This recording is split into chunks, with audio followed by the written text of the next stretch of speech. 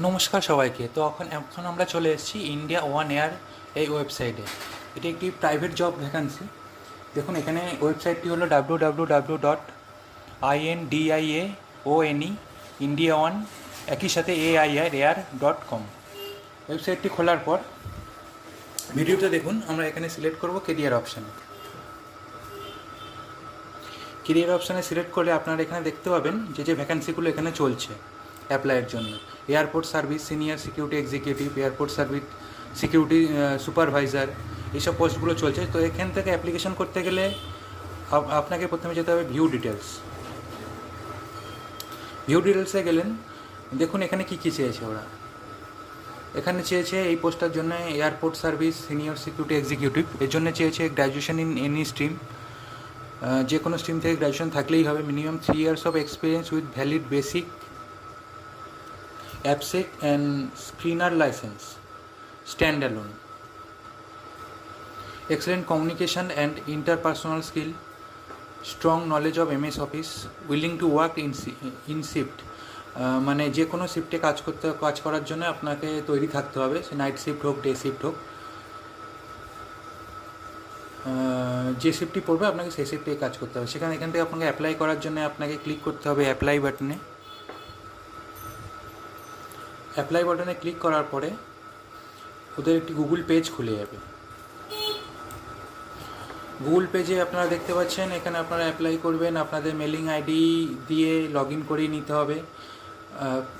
Phone থেকে apply করলেও করতে পারেন, সেক্ষেত্রে আপনাদের ফোনে তো মেলিং আইডি দিয়ে লগ ইন করাই থাকে।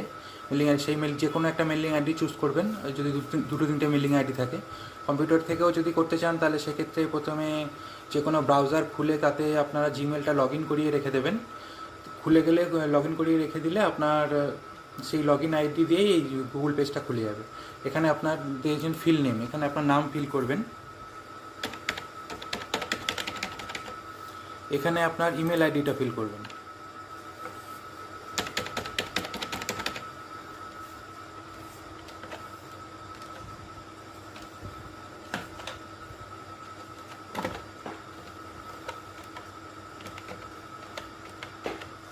ইমেল আইডিটা ফিল করার পর আপনার ফোন নাম্বারটা বসিয়ে দেবেন।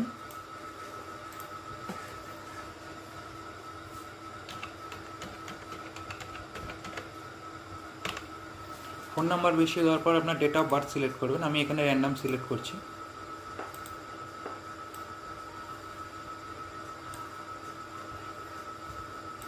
এখানে সালের এখানে ক্লিক করবেন, উপর দিকে তুলবেন। এখান থেকে আপনার সালটা বেছে নেবেন, আপনার জন্ম মাসটা বেছে নেবেন, তারপর ডেটটা বেছে নেবেন। ডেট অফ বার্থ হয়ে গেল। এবারে আপনি ন্যাশনালিটি লিখবেন, ইন্ডিয়ান লিখবেন।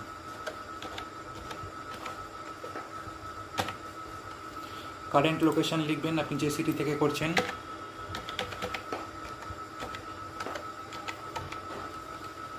উইলিং টু রিলোকেট, আপনি যে সিটিতে আছেন সেই সিটিতেই কাজ করবেন না অন্য সিটিতেও কাজ করতে ইচ্ছুক, সেটা আপনি এখানে ইয়েস করে দেবেন। তাহলে আপনার প্রেফারেন্সটা বেশি বেড়ে যাবে যে আপনি অন্য সিটিতে পড়লেও সেখানে করতে পারবেন। বেস অ্যাপ্লাইড ফর, অ্যাকচুয়ালি আপনি কোথাকার জন্য যে অ্যাপ্লাই করছেন, এখানে যদি ভ্যাকান্সি না থাকে সেক্ষেত্রে আপনি অন্য জায়গায় রিলোকেট হতে পারেন।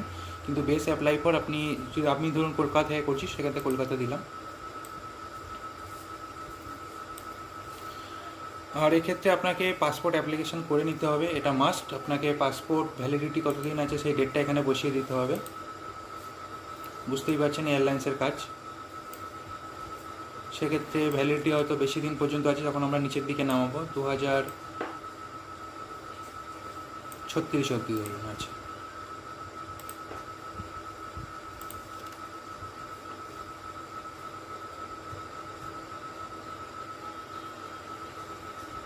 আপনার হায়েস্ট কোয়ালিফিকেশনটা বসিয়ে দেবেন।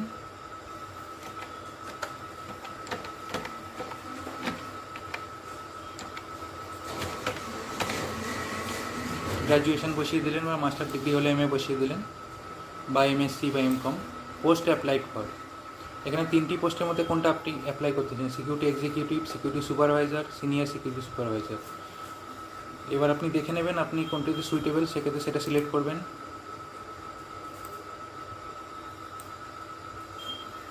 আপনার ডে বেসিক AVS EC এই লাইসেন্সটা ভ্যালিড আছে কিনা সেটা ইয়েস সিলেক্ট করবেন। ভ্যালিড তো অবশ্যই থাকতে হবে, না আপনি অ্যাপ্লাই করলেও আপনার রিপ্লাই আসবে না। এগুলো সব সিলেক্ট করতে হবে।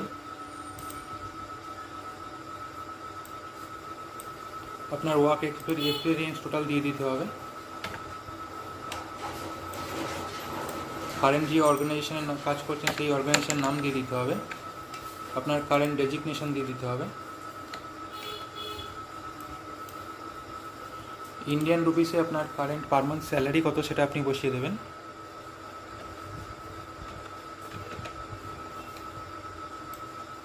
এক্সপেক্টেড স্যালারি বেশি বসাবেন কারেন্ট স্যালারির থেকে।